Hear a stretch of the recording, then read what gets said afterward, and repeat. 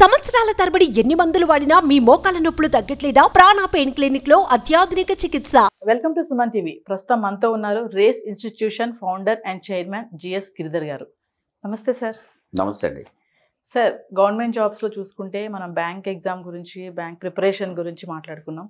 Next coming to RRB, railway jobs కోసం చాలామంది prepare అవుతున్నారు సార్. కాంపిటీషన్ కూడా అలానే ఉంది. సో మా స్టూడెంట్స్కి రైల్వే జాబ్ ప్రిపేర్ అయ్యే వాళ్ళకి మీరు చెప్పే టిప్స్, సూచనలు, సలహాలు. ఇప్పుడు most happening examinations students wait చేస్తూ ఈగర్గా చూస్తున్నట్టు రైల్వే నోటిఫికేషన్స్ అండి. ఎందుకంటే government, central government almost 2.5 lakh to 3 lakh vacancies fill చేస్తుంది ఇప్పుడు ఈ year in the sense before elections for quite some time. మనకి 2018లో తర్వాత 19లో రైల్వే నోటిఫికేషన్స్ వచ్చాయి. దాని తర్వాత ఎప్పుడు రైల్వే నోటిఫికేషన్ ఉన్న హ్యూజ్ నెంబర్స్ ఉంటాయండి. ఈ సంవత్సరం అంటే various categories of post quite పాపులర్గా ఎక్కువ మంది ఎదురు చూసేది NTPC, non technical popular category. Next group D, తర్వాత ALP technician, assistant loco pilot, తర్వాత జేఈ. ఈ 4 యూజువల్లీ చేస్తారు. ఇది కాకుండా రైల్వే పోలీసు, కానిస్టేబుల్స్ ఇది కూడా వాళ్ళు చేస్తారు. ఇది ఎక్కువగా ఉండేటువంటి ఇది అన్నమాట. ఇప్పుడు మనకి హ్యూజ్ నెంబర్లు వీటి నుంచి రాబోతున్నాయి. వన్ గుడ్ థింగ్ ఏంటంటే ఇందులో ఒకటి వాళ్ళు లోకల్ లాంగ్వేజ్లో రాసుకోవచ్చు, అదొక అడ్వాంటేజ్ ఉంది. ఓకే, ఇంకొకటి మెయిన్ ఏంటంటే ఎక్కువ మంది ఓన్లీ గ్రాడ్యుయేషన్కే కొన్ని గవర్నమెంట్ జాబ్స్ ఉంటాయి. బట్ ఇందులో ఏంటంటే ఇంటర్మీడియట్తో రాసుకోవచ్చు, 10th క్లాస్తోని, ఐటీఐతోని వాళ్ళకు కూడా అవకాశం ఉంది. కాబట్టి ఎక్కువ మంది ఈ రైల్వే జాబ్స్ కోసం వెయిట్ చేస్తారు. అండ్ ఇంకొకటి ఏంటంటే ద శాలరీస్, హ్యూజ్ శాలరీస్, ఎక్కువ శాలరీస్. అండ్ ఎంప్లాయ్మెంట్ ఎక్కువ ఇచ్చేది కూడా రైల్వేని. ఇండియాలో ఎక్కువ ఎంప్లాయ్మెంట్ ఇచ్చే డిపార్ట్మెంట్ ఏంటి అంటే రైల్వేస్, చాలా ఎక్కువ మంది. ఈ రెండుతోనే ఇన్ని వస్తున్నాయి కాబట్టి స్టూడెంట్స్ అందరూ కూడా చాలా రైల్వేస్ కోసం ఇప్పుడు ఎదురు చూస్తూ ఉన్నారు.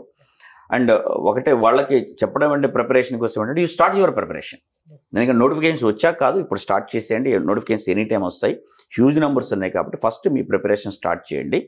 ఎగ్జామినేషన్స్ ఏ ఉన్నాయి ఒకసారి ప్యాటర్న్ చూసుకొని దానికి తగ్గట్టుగా ప్రిపరేషన్ చేయడం అనేది రైట్ థింగ్ ఫస్ట్. సార్, దీనికి క్వాలిఫికేషన్ ఏముంటుంది సార్?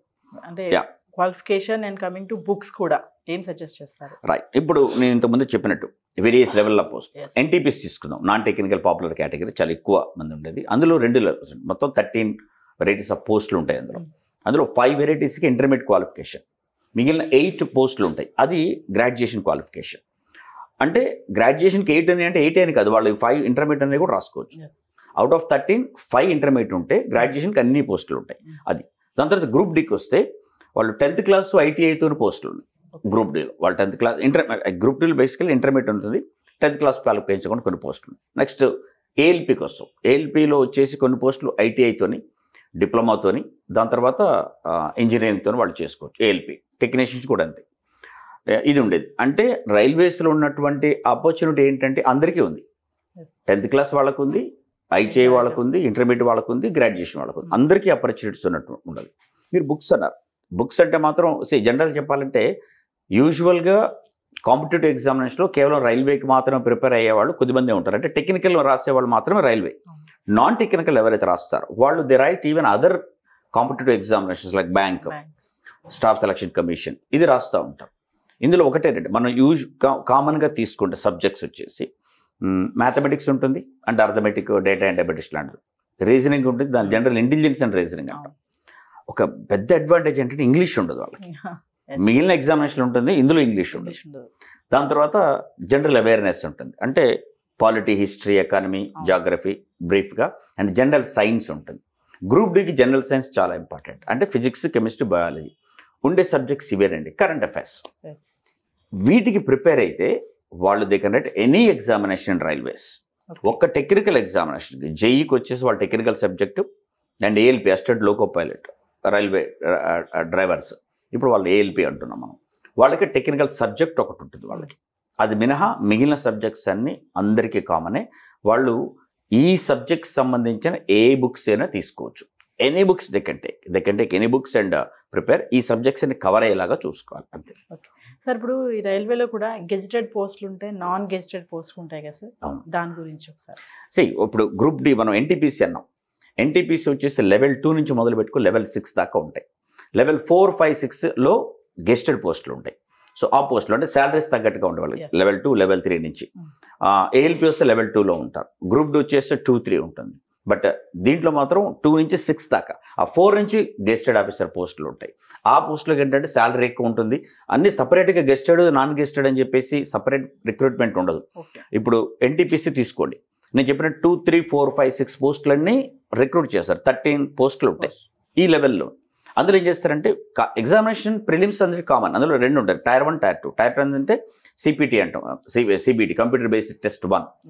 టైర్ 2 వచ్చి సిబిటి టెస్ట్ 2. సిబిటి టెస్ట్ 1 అందరికి కామన్. టెస్ట్ 2కి వచ్చే వరకు నేను చెప్పాను 2 నుంచి 6 దాకా ఉంటాయి.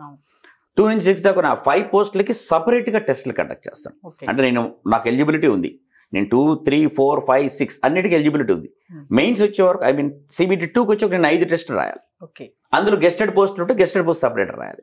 ఎలిజిబిలిటీ లేదనుకుంటూ ఉండదు. కాబట్టి గెస్టెడ్ నాన్ గెస్టెడ్ అన్నిటికీ నోటిఫికేషన్ ఒకటే ఉంటుంది. సార్ దీంట్లో కూడా నెగిటివ్ మార్కింగ్ ఏమైనా ఉంటుందా సార్, లైక్ బ్యాంక్ ఎగ్జామ్లో ఉన్నట్టు? వెరీ మచ్ అండి, చెప్పాలంటే ఎక్కువ ఉంటుంది. ఇప్పుడు బ్యాంక్ ఎగ్జామినేషన్లో యూజువల్లీ నెగిటివ్ మార్క్స్ వచ్చేసి 1/4 డిడక్ట్ చేస్తారు. అంటే ఒక క్వశ్చన్కి ఉన్న మార్కులో 1/4, 1 మార్క్ ఉందనుకోండి, 1/4 అంటే 0.25 కట్ అవుతుంది. బట్ వేరేస్ రైల్వేకి వచ్చే వరకు 0.3 కట్ అవుతుంది. అంటే 1/3 మార్క్స్ కట్ చేస్తారు. ఒకటే మార్క్ ఉంటే దానికి 1/3. వాళ్ళకు 3 క్వశ్చన్స్ ఆన్సర్ చేశారు, అందులో వాళ్ళకు ఒకటి కరెక్ట్ అయింది, 2 రాంగ్ అయింది అనుకుందాం. లేదు 4 అటెంప్ట్ చేశారు, ఒకటే కరెక్ట్ అయింది, 3 రాంగ్ అయింది. ఒకటి కరెక్ట్ అయితే 1 మార్క్ వస్తుంది. మిగిలిన 3 రాంగ్ అయితే 1/3 కాబట్టి ఆ 3టికి కలిపి 1 మార్క్ పోతుంది. అంటే వీళ్ళు వచ్చిన 1 మార్కు వాటి వల్ల పోయిన 1. అంటే 4 ఒకటి కరెక్ట్ అవుతుంది కానీ 0 మార్క్. కాబట్టి 3 చాలా కేర్ఫుల్గా ఉండాలి. ఎక్కువ మార్కులు పోయేది ఇందులోనే. సో కాబట్టి వాళ్ళు కేర్ఫుల్గా ఉంటే సరిపోతుంది. అంటే యూజువల్లీ 1/3 మార్కులు అంటారు కాబట్టి ప్రిలిమ్స్లో అంతే, మెయిన్స్లో అంతే నెగిటివ్ మార్కులు ఉన్నాయి. సార్ రైల్వేలో చూసుకుంటే అర్థమెటిక్ అనేది కొంచెం ఎక్కువ స్కోర్ చేసే సబ్జెక్ట్ అని తెలుసు. సో దాని విషయంలో స్టూడెంట్స్ ఎలా ఉండాలంటే preparation? Not only arithmetic is scoring subject. కాకపోతే డెఫినెట్ ఆన్సర్ చూడగా నాకు ఆన్సర్ వచ్చింది, నాకు మార్క్ వచ్చింది అనేది వాళ్ళు కన్ఫర్మ్ చేసుకోవడానికి స్కోప్ అనేది అర్థమెటిక్. సింపుల్ అండి, వాళ్ళు వచ్చే మార్కులు వాళ్ళు క్లియర్. ఇంకోటి ఏంటంటే రైల్వే నోటిఫికేషన్ ఇవ్వగానే సిలబస్ అంతా క్లియర్గా చెప్తారు వాళ్ళకి. ఒక ఈ సిలబస్ అని క్లియర్గా చెప్తారు. వాళ్ళు చేసే పని ఏంటంటే ముందు అందులో ఉన్న సిలబస్ అంతా చూడాలి, ఏమేమి ఉన్నాయి. యూజువల్లీ వాళ్ళకి వచ్చేది simplifications, calculations and arithmetic topics, percentages, averages, ratios, profit and loss, interest, time and work, time and distance, data interpretation, ఇలాంటివన్నీ వాళ్ళకి రెగ్యులర్గా వచ్చే క్వశ్చన్స్. ఈ టాపిక్స్ అన్నింటిలో వాళ్ళు థరో ఉండాలి. కంపారిటివ్లీ మనం బ్యాంక్ ఎగ్జామినేషన్ ఒకవేళ కంపేర్ చేస్తే బ్యాంక్ ఎగ్జామినేషన్స్తో టఫెస్ట్ వన్. అంటే డిఫికల్టీ లెవెల్ అనేది ఎక్కువగా ఉంటుంది, ఎక్కువ మోడల్ ఆఫ్ క్వశ్చన్స్ ఎక్కువ వస్తాయి. But whereas railway examination simple examination, చాలా ఈజీగా ఉంటుంది. ట్విస్ అట్లాంటివి అనేది పెద్దగా ఉండదు.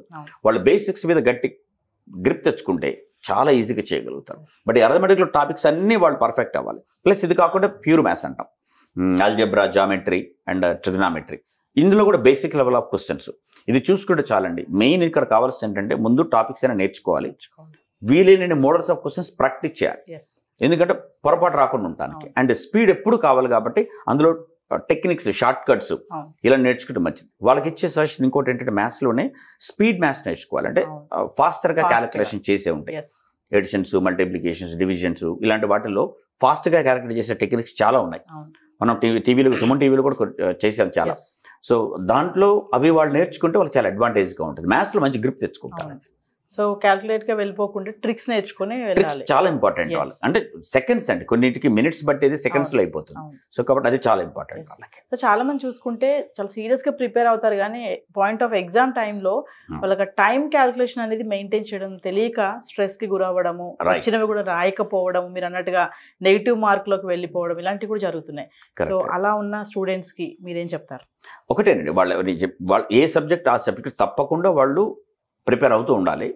ఎగ్జామ్ రాసేటప్పుడు కూడా వాళ్ళు టైం బేస్డ్ ఇస్తారు. ఏ సెక్షన్కి ఆ సెక్షన్ సపరేట్ టైం ఉంటుంది. ఆ టైంలో ఆ సెక్షన్ అయిపోయేలాగా చూసుకోవాలి. ఏంటంటే ఒక 4 సబ్జెక్ట్స్ ఎగ్జామ్లో ఉన్నాయి, నేను 3 పర్ఫెక్ట్ ఉంటే ఒక దాంట్లో పోతాను అన్న పరిస్థితి ఉండదు. 4 వాళ్ళు రావాల్సింది. సో 4 బాగా చేసుకుంటూ రావాల్సింది. కాబట్టి ఏ సబ్జెక్ట్లో కూడా అతిగా ఇంపార్టెన్స్ ఇవ్వద్దు, అలాగని చెప్పి వదిలేసి ఇది కూడా చేయకూడదు, అది దాన్ని పక్కన పెట్టడం కూడా చేయకూడదు. అన్నిటికీ ఈక్వల్ ఇంపార్టెన్స్ ఇస్తూ అన్నిటిని చూసుకుంటూ వస్తూ టైంలో చేయగలుగుతాననే. అంటే ఎగ్జామినేషన్లో నేను చెప్పాను సెక్షన్ వైజ్గా టైం ఉంటుంది. ఆ టైంలో ఆ క్వశ్చన్స్ నేను చేయగలుగుతానా లేదనేది వాళ్ళు రెగ్యులర్ సెక్షన్ వైజ్ ప్రాక్టీస్ చేసుకోవాలి. ముందు టాపిక్ వైజ్ టెస్టులు రాయాలి. అంటే ఏదైనా ఒక టాపిక్ ఫర్ ఎగ్జాంపుల్ పర్సంటేజ్ చేశారు వాళ్ళు, పర్సంటేజ్లు వీలైన క్వశ్చన్స్ వాళ్ళు ప్రాక్టీస్ చేయాలి. ఏ క్వశ్చన్ వచ్చినా అందులో చేయగలిగేలాగా ఎంత టైంలో చేస్తున్నాం తెలవడానికి కోసం టాపిక్ టెస్ట్లు. దాని తర్వాత సెక్షన్ వైజ్ అదే అర్థమెటిక్లో ఉన్న సెక్షన్లో క్వశ్చన్స్ అండి వేరియస్ మిక్స్డ్ బ్యాక్ క్వశ్చన్స్ అంటాం. అంటే అర్థమెటిక్లో మన పర్సంటేజ్లో ఒకటి, ప్రాఫిట్ అండ్ లాస్లో ఒకటి, ఇంట్రెస్ట్లో ఒకటి, ఇలా వస్తాయి. అన్నీ కలిపిన సెక్షన్ వైజ్ టెస్ట్ కూడా ఒక అరగంటలో ఎన్ని చేయగలుగుతున్నాను. ఆ తర్వాత ఫుల్ లెంగ్త్ మార్క్ టెస్ట్. అప్పుడు రాసినప్పుడు వాళ్ళ కన్ఫ్యూజన్ లేకుండా అన్నింటికీ ఇంపార్టెన్స్ ఇస్తూ సక్సెస్ తెచ్చుకోవడానికి అవకాశం ఉంటుంది. Thank you sir. Thank you అండి.